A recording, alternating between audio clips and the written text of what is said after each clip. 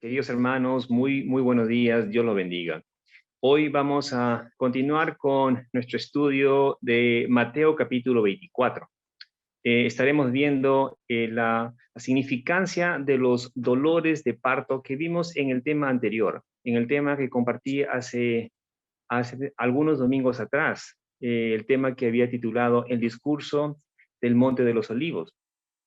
Ese discurso dado por nuestro Señor Jesucristo durante su última semana de vida en la tierra eh, abarca los capítulos 24 y 25 de Mateo. Déjenme darles una pequeña recapitulación de lo que se trató el tema en ese día antes de entrar al estudio de hoy. Jesucristo había salido del templo después de haber confrontado a los escribas y fariseos. Y mientras caminaba, se le acercaron sus discípulos y le dijeron: mira los edificios tan grandes, refiriéndose a los edificios del templo. Y Jesús les dijo: ¿veis todo esto? En verdad os digo que no quedará aquí piedra sobre piedra que no sea derribada. Al escuchar eso, los discípulos del Señor le preguntaron: ¿cuándo sucederá esto? ¿Y cuál será la señal de tu venida y de la consumación de este siglo? El tema principal del Evangelio de Mateo se trata acerca del reino de los cielos. El Señor Jesús les había hablado y enseñado muchas veces a sus discípulos acerca del reino de Dios, acerca del reino de los cielos. Y eso es lo que estaba en la mente de ellos, de los discípulos, mientras que escuchaban lo que el Señor les decía. En Hechos capítulo 1, versículo 6, después que el Señor Jesucristo ya había resucitado, los discípulos reunidos con el Señor, de repente le hacen una pregunta. Le dicen: Señor, ¿restaurarás en este tiempo el reino a Israel? Los discípulos pensaban que lo que el Señor les estaba diciendo con referencia a la destrucción del templo de Jerusalén y a las señales estaban ligadas al retorno de Cristo, es decir, al retorno, a su retorno y a la consumación de este siglo. Por lo que el Señor les va a responder diciendo: mirad que nadie os engañe. Y empieza a darles una lista de acontecimientos y señales que se darían antes de su venida, antes de su segunda venida. Y a este acontecimiento se le llama la parusia. Esta lista de acontecimientos es la que encontramos en los versículos del 4 al 28 de Mateo 24, donde se menciona que habrán guerras y rumores de guerras, hambrunas, pestes, terremotos, persecuciones, el levantamiento de falsos cristos y falsos maestros, que habrá un incremento de la maldad y que el amor de muchos se iba a enfriar, y que el evangelio del reino sería predicado en todo el mundo.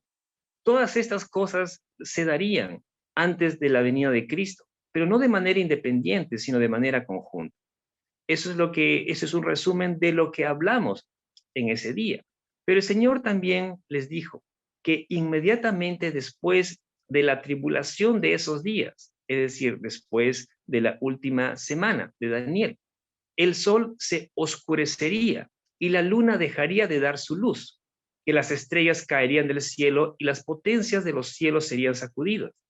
Entonces aparecerá en el cielo la señal del Hijo del Hombre, la parusia.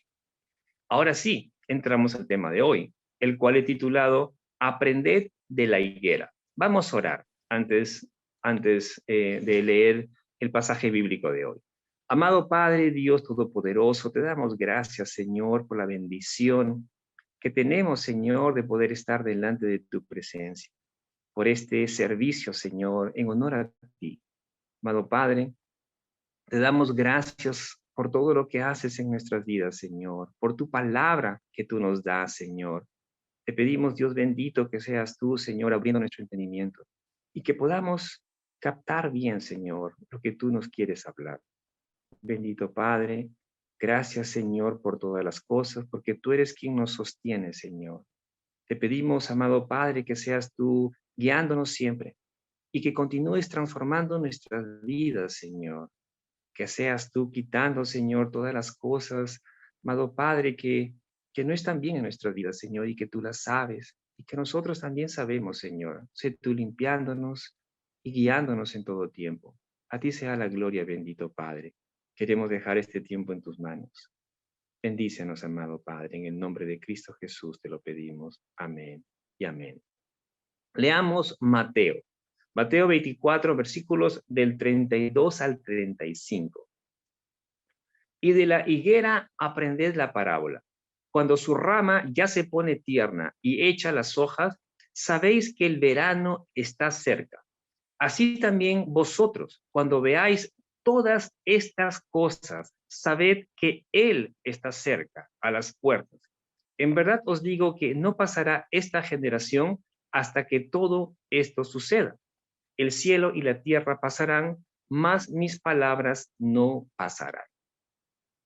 El Señor les dice a sus discípulos, aprendan de la higuera esta lección. Cuando sus ramas se ponen tiernas y brotan sus hojas, ustedes saben que el verano está cerca, les dice el Señor. Y luego les dice, cuando veáis todas estas cosas, sabed que el tiempo está cerca. Quiero que veamos qué significan todas estas cosas. Y está cerca del versículo 33. Pero antes les digo que en esta parábola hay una relación entre todas estas cosas y está cerca. Todas estas cosas se refiere a las angustias y acontecimientos que aparecen en los versículos del 4 al 28. Y el está cerca se refiere a la segunda venida de Cristo. En el versículo 8, no la tengo en la pantalla, pero en el versículo 8 de este mismo capítulo, Mateo 24, dice que todo esto, o todas estas cosas, es solo el comienzo de dolores. Aún no es el tiempo de la gran tribulación. Después que el Señor les advierte acerca de todas estas cosas, y después de haberles dejado saber que el clímax llegará en la parusia, es decir, en su venida, Jesús les responde en parte a la pregunta que le hicieron sus discípulos en el versículo 3 con respecto al tiempo, cuando le preguntan cuándo sucederían estas cosas o cuándo sucederá esto. El Señor les va a responder en dos puntos. El primero, todas estas cosas mencionadas en los versículos del 4 al 28 deben suceder, y entonces la venida del Señor estaría cerca, a las puertas. Segundo, esto no significa que el periodo de angustia que está mencionado en los versículos del 4 al 28 determina con precisión la parusia, ya que nadie sabe acerca del día ni la hora. El versículo 34 empieza diciendo, en verdad os digo. Y con estas palabras el Señor enfatiza la importancia de lo que está por decir. Les dice, en verdad os digo que no pasará esta generación hasta que todo esto suceda, hasta que todo esto acontezca. Pero, ¿a qué generación se refiere el Señor cuando dice esta generación? Esta generación se refiere a la generación contemporánea de Jesús, pero evidentemente con un sentido que va más allá de un grupo de contemporáneos. Veamos algunos versículos para entender mejor a lo que me refiero, a lo que estoy diciendo. Leamos Hechos, capítulo 2, versículo 40. Ahí dice, y con muchas otras palabras testificaba solemnemente y les exhortaba diciendo, sed salvos de esta perversa generación. Aquí aparece la palabra generación. Esta exhortación no solo era para los hombres del primer siglo o que solo la generación de ese tiempo era perversa. El texto también es para los hombres de este tiempo.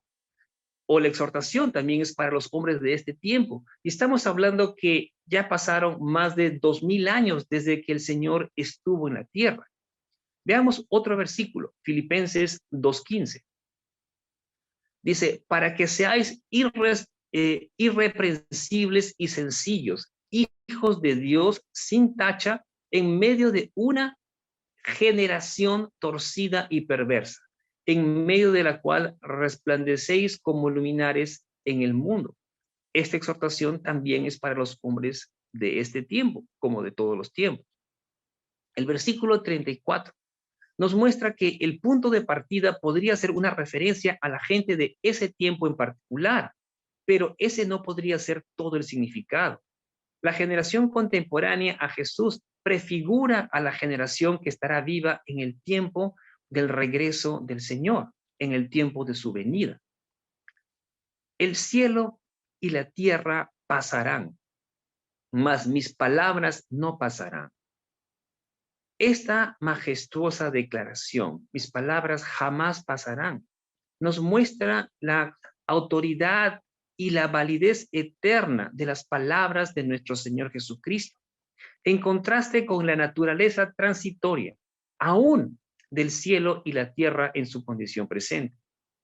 Isaías 48 dice, la hierba se seca y la flor se marchita, pero la palabra del Dios nuestro permanece para siempre. Y así es, queridos hermanos, su palabra es eterna. La palabra de Dios permanece para siempre. Todo podrá pasar, aún el cielo y la tierra, pero la palabra del Señor permanece para siempre. Leamos Mateo 24, versículos 36, del 36 al 39. Pero de aquel día y hora nadie sabe, ni siquiera los ángeles del cielo, ni el Hijo, sino solo el Padre. Porque como en los días de Noé, así será la venida del Hijo del Hombre. Pues así como en aquellos días antes del diluvio estaban comiendo y bebiendo, casándose y dándose en matrimonio, hasta el día en que entró Noé en el arca, y no comprendieron hasta que vino el diluvio y se los llevó a todos. Así será la venida del Hijo del Hombre. En estos versículos que acabamos de leer, se nos exhorta a estar vigilantes, porque el día y la hora de la venida de Cristo es desconocida para la humanidad. Y aunque habrá señales que nos darán una idea de la cercanía de su venida, sin embargo, la Biblia no nos indica el momento preciso de ese gran acontecimiento. El día y la hora no son revelados. Ese momento es conocido por el Padre solamente. Los ángeles, aunque están en una relación muy cercana con Dios y además estrechamente vinculados con los acontecimientos que tienen que ver con la segunda venida, no conocen ni el día ni la hora, ni el Hijo, dice la palabra. Y aquí uno podría preguntarse, pero ¿cómo eso es posible? Debemos saber y recordar que Jesús voluntariamente se despojó de sus atributos divinos durante su vida y ministerio terrenal. Pero eso no quiere decir de ninguna manera que dejó de ser Dios.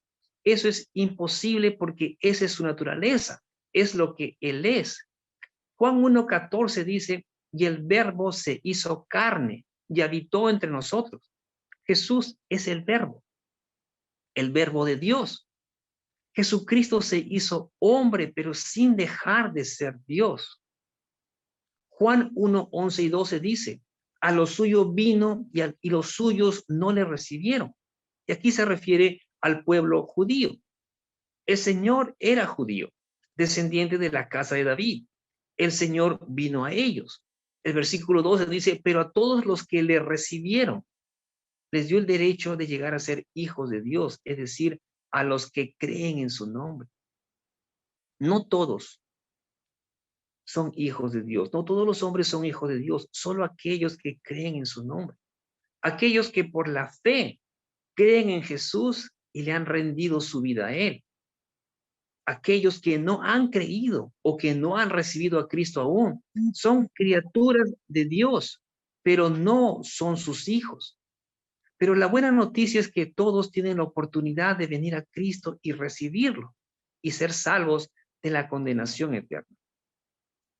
Jesús es el único ser en todo el universo que tiene dos naturalezas, una naturaleza humana y una naturaleza divina. Durante su vida aquí en la tierra, Él obró dentro de las limitaciones corporales de su humanidad, pero en su deidad, Cristo es omnisciente. Leamos Juan capítulo 2, versículos 24 y 25. Pero Jesús, por su parte, no se confiaba a ellos porque conocía a todos y no tenía necesidad de que nadie le diera testimonio del hombre, pues él sabía lo que había en el hombre. Y en el libro de Apocalipsis, que ya pronto lo estudiaremos, vemos al Cristo exaltado y glorificado que le da información detallada al apóstol Juan acerca del momento de su regreso. Tengamos cuidado con los falsos maestros. Cualquier persona que intente señalar o predecir la fecha en que Cristo volverá es un mentiroso o no sabe lo que está diciendo. El hacer eso, el predecir la fecha en el que el Señor volverá, va en contra de la palabra de Dios. El Padre, y solamente Él, sabe cuándo ocurrirá ese gran acontecimiento. Hay cosas que los hombres no podemos saber, porque son cosas que el Señor no nos ha revelado. Por lo tanto, no tratemos de ir más allá o de adivinar o de inventar algo que el Señor no nos ha dejado saber. Hay muchas cosas, hermanos, que no vamos a saber, que en su tiempo el Señor nos mostrará. Por lo tanto, tengamos cuidado, no solamente de nosotros decir algo, pero también de lo que la gente pueda decir. Deuteronomios 29 dice: las cosas secretas pertenecen al Señor nuestro Dios, mas las cosas reveladas nos pertenecen a nosotros y a nuestros hijos para siempre, a fin de que guardemos todas las palabras de esta ley. Hay cosas secretas que solo le pertenecen al Señor. Y nosotros solamente sabemos, queridos hermanos, las cosas que el Señor nos ha revelado, nada más. La venida del Hijo del Hombre tendrá lugar en un tiempo desconocido para nosotros, para la humanidad. Será en un tiempo en el que la vida parecerá como que todo sigue su curso normal, así como en los días antes del diluvio. Versículo 37. Durante los días de Noé, mientras que él se encontraba construyendo el arca y exhortando a la gente a que se arrepienta de sus pecados, los hombres de su época continuaban en sus propias cosas, en sus actividades regulares. No les interesaban las advertencias que les daba Noé. No se preocupaban de nada. Más bien seguían viviendo como siempre, comiendo y bebiendo, casándose y dándose en casamiento.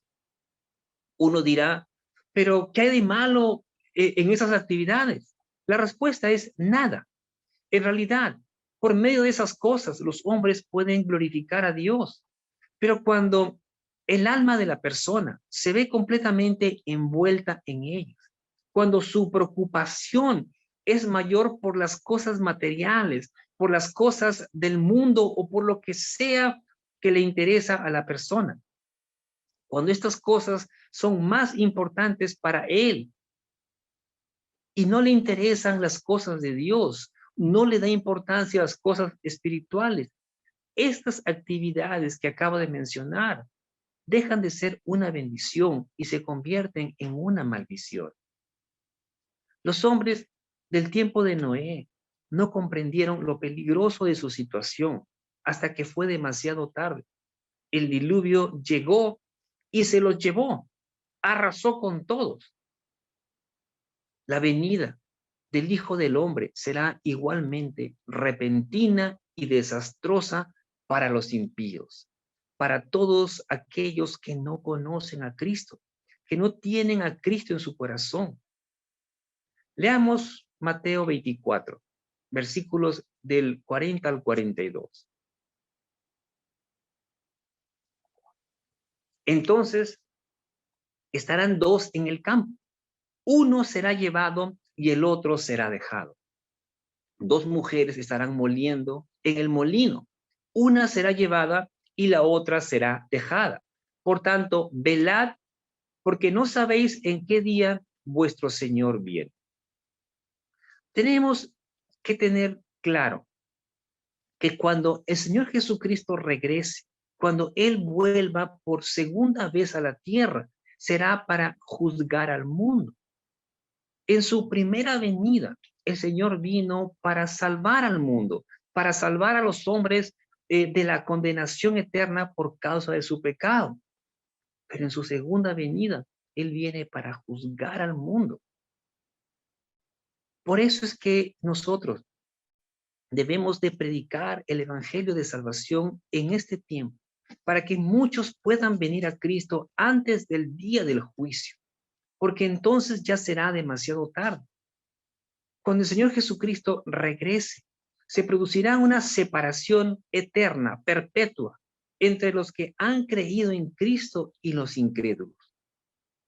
El texto nos dice aquí, en los versículos 40 y 41, que estarán dos hombres trabajando en el campo y de repente uno será llevado y el otro será dejado.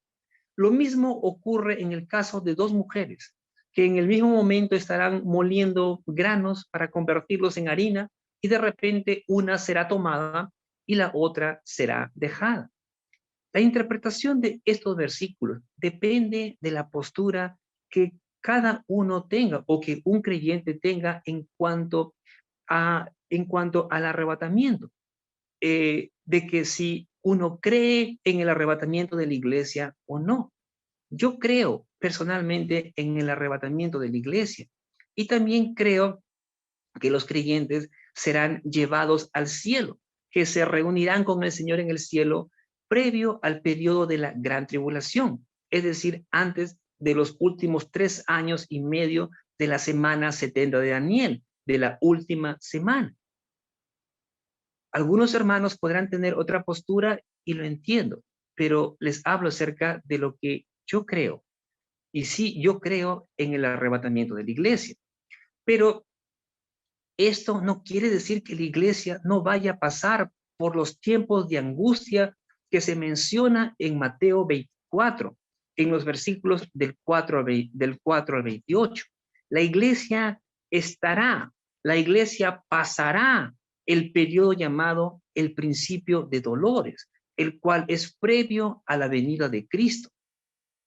Aunque seguramente la iglesia ya no esté en la tierra durante ese tiempo, durante la gran tribulación, mucha gente se va a convertir al Señor durante el tiempo de la gran tribulación, y eso por la misericordia de Dios. Cuando Cristo regrese, los hombres se encontrarán en sus labores habituales, como si nada estuviese pasando, a pesar de la angustia que el mundo estará viviendo, a pesar de las cosas que hemos mencionado, a pesar de que la maldad ha llegado a tal extremo, a pesar que el amor se enfriará, a pesar de todas las cosas que estarán sucediendo, la gente estará como si nada. Entonces, uno será tomado y el otro será dejado. El que es tomado será lanzado a las tinieblas de afuera, por cuanto no es salvo, mientras que los que son dejados entrarán al reino. Ahora, ¿a qué me refiero con el reino? Me refiero al reino milenial de Cristo sobre la tierra, el cual será establecido después de la gran tribulación, cuando el Señor regrese por segunda vez a la tierra. En aquel momento, el reino de Dios ya no solamente será un reino espiritual como en este momento. Los creyentes somos parte del reino de Dios, pero el reino en este momento es un reino espiritual. Pero cuando el Señor regrese, cuando Él venga y establezca su reino, ya no solo será un reino espiritual, sino que vendrá a ser un reino físico, un reino terrenal. Recuerden que para ese tiempo, el arrebatamiento de los creyentes mencionado en Primera de Tesalonicenses, capítulo 4, del versículos 3 al 17, ya se habrá producido. Por lo tanto, estos versículos que estamos viendo aquí, el versículo 40 y 41, no se refieren al arrebatamiento de la iglesia. En el versículo 42, aquí el Señor dice algo claro. Nos dice, por tanto, velad, porque no sabéis en qué día vuestro Señor viene. Velad tiene que ver con estar alertas, vigilantes, pero estar alerta significa vivir una vida santificada, consciente del venidero día del juicio. No solamente es estar atentos viendo qué está pasando. Sí, debemos ver lo que está pasando en el mundo, pero el estar alertas aquí significa tener una vida santificada y estar conscientes del inesperado y repentino retorno de Cristo por segunda vez a la tierra. Ser vigilantes no es ser pasivos. Hay deberes y responsabilidades que los creyentes tenemos, que debemos de cumplir. Y para eso se requiere prudencia y previsión moral y espiritual, así como también sabiduría. Leamos Mateo 24, versículos 43 y 44. Pero comprender esto, si el dueño de la casa hubiera sabido a qué hora de la noche iba a venir el ladrón, hubiera estado alerta y no hubiera permitido que entrara en su casa. Por eso, también vosotros estad preparados, porque a la hora que no pensáis, fíjense esto, porque a la hora que no pensáis, vendrá el Hijo del Hombre. En esta primera parábola del discurso que da el Señor Jesucristo, se nos enseña el carácter repentino e inesperado de su segunda venida y del peligro de hallarnos desprevenidos. Los discípulos sabían que el dueño de una casa estaría alerta si él supiera cuándo el ladrón vendría. De ese modo, el ladrón no podría ingresar y hacer su fechoría. Pero debido a que nadie sabe a qué hora el ladrón puede venir, uno tiene que estar alerta en todo tiempo.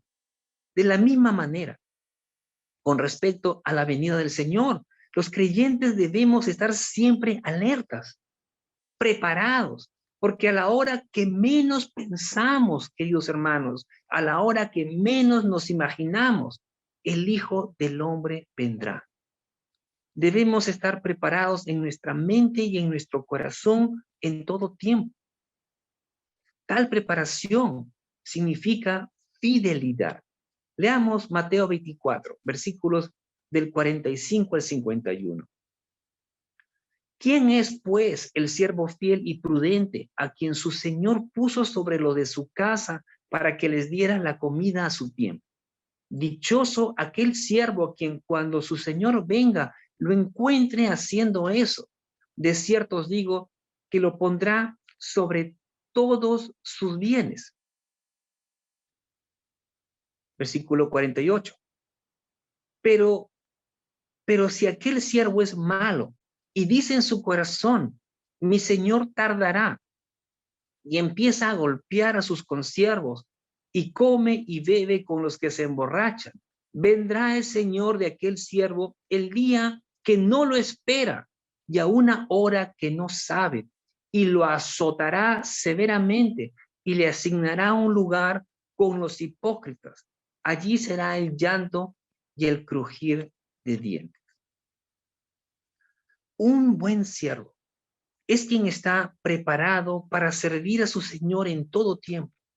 Un buen siervo es fiel y prudente. Fíjense que no solamente fiel, pero también prudente.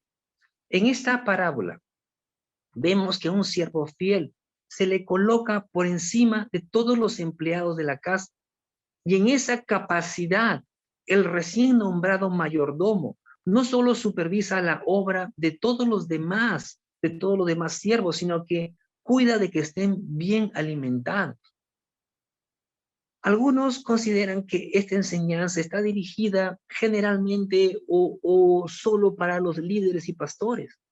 Pero recuerden que no solo a los líderes se les requiere que sean fieles y prudentes, sino que a todos los creyentes. El hacer la voluntad del Señor y cuidar de quienes están pasando por necesidad, sea que sea material, espiritual o ambas, es una tarea que se le ha encomendado a todos los creyentes por igual. El Señor va a decir en el versículo 46, bienaventurado el siervo cuando su Señor al regresar lo encuentre cumpliendo con su deber.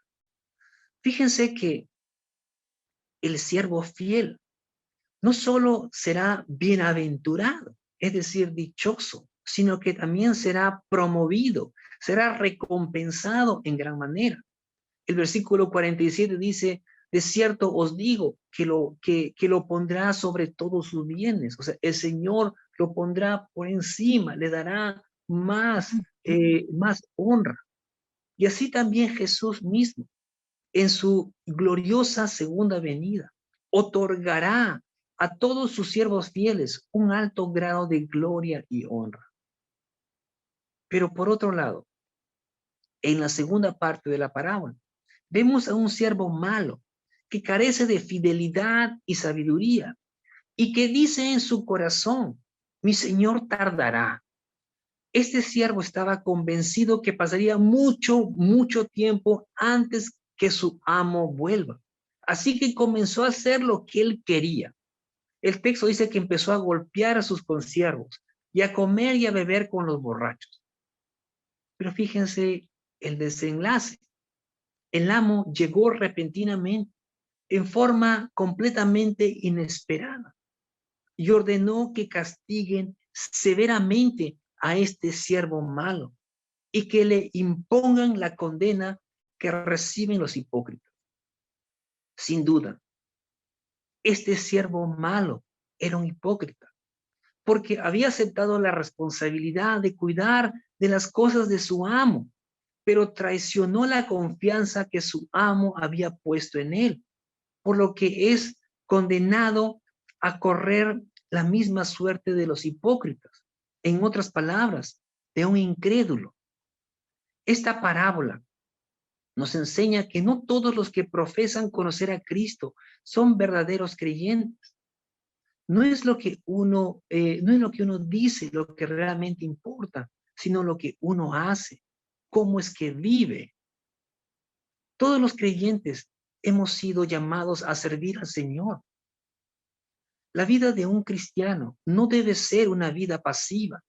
Un día estaremos en la presencia del Señor, delante de la presencia de Él, y tendremos que dar cuenta de nuestros actos. ¿Y qué te gustaría escuchar en ese momento? ¿Te gustaría escuchar que el Señor te diga, bien, siervo bueno y fiel, en lo poco fuiste fiel, sobre mucho te pondré, entre en el gozo de tu Señor? O que el Señor te diga, siervo malo y perezoso, echado en las tinieblas de afuera, allí será el llanto y el crujir de dientes. Seamos fieles al Señor en todo lo que el Señor nos ha encomendado y estemos siempre alertas, vigilantes y recordando que la venida del Señor será de manera repentina e inesperada. En el momento que nosotros menos pensemos o nos imaginemos, las cosas podrían empezar a darse. Y no quisiera que ninguno de nosotros sea hallado desprevenido. Cuando el Señor venga, si es que nosotros aún estamos aquí en la tierra, que el Señor nos pueda hallar, que nos pueda encontrar haciendo nuestro deber, lo que el Señor nos ha encomendado hacer.